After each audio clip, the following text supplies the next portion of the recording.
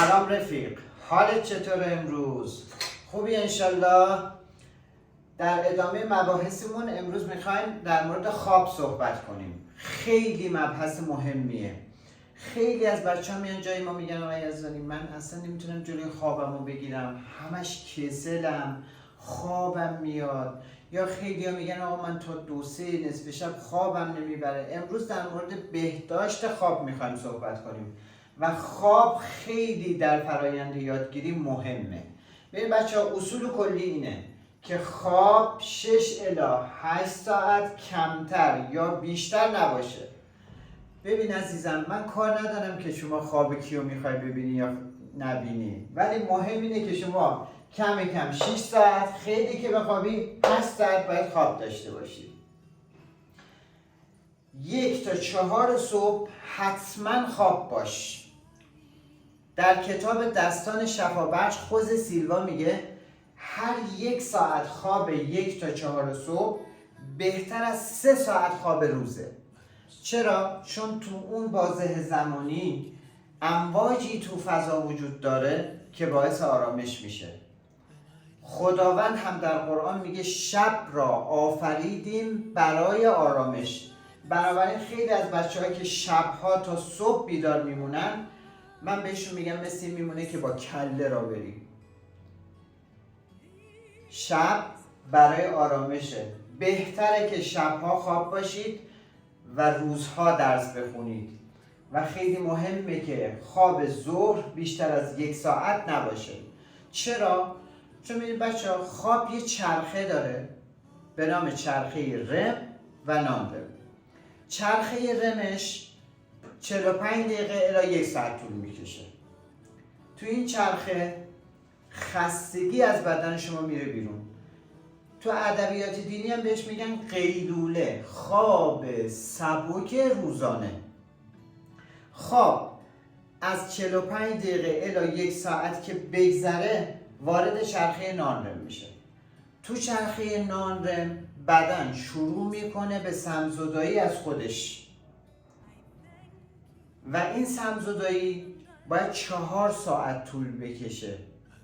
حالا شما ظهر 1 ساعت خوابیدی، خوابت ادامه پیدا کرد، وارد چرخه نانرم شدی و بدنت داره سمزدایی میکنه. حالا اگه شما 2 ساعت خوابیدی بیدار شدی، وسط سمزدایی متوقف شده سمزدایی، تا شب دیگه اعصاب نداره. بنابراین یا ظهر اصلا نخواب یا اگر میخوابی کمتر از 1 ساعت بخواب. این خیلی نکته مهمیه.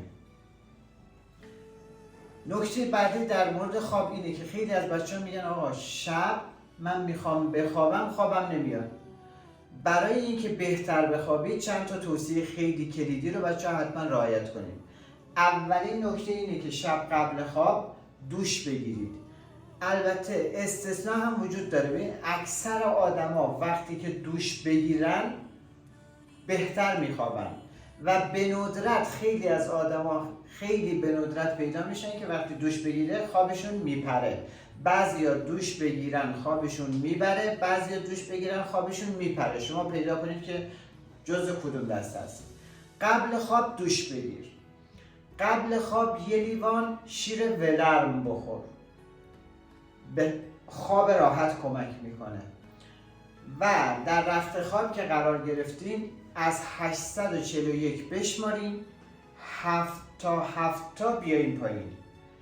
برعکس شمردن باعث میشه که شما ذهنتون درگیر شمارش شه و پرت افکار نشه. به این تکنیک میگن تقویت تفکیکی رفتارهای ناهمساز. یعنی شما همزمان انجام 2 رفتار غیر ممکنه. یعنی شما همزمان هم نمیتونی فکر کنی و هم محاسبه کنی و عددها رو 7 تا بیای پایین. ذهن درگیر شمارش میشه و دیگه به اون مطالبی که ذهنتون میپره، فکرتون پرش پیدا میکنه و خواب را از چشتون برمیداره مواجه نمیشید. این خیلی مهمه در مورد خواب بچه‌ها. و اگر الان شما کسی هستید که 8 ساعت 9 ساعت دارید میخوابید، یک دفعه خوابتون رو کم نکنید. نکته کلیدی اینه که خواب رو باید به تدریج اصلاح کنید. اگه شما الان 9 ساعت 10 ساعت میخوابید، یک دفعه 6 ساعتش نکن. 9 ساعت میخوابیدی 8 ساعت و 45 دقیقه کن. 3-4 روز بعد 8 ساعت و نیم کن. یک هفته بعد 8 ساعت و ربع کن. همینطور به تدریج خوابتون رو کم کنید تا برسونید به 6 الی 8 ساعت در طول شبانه.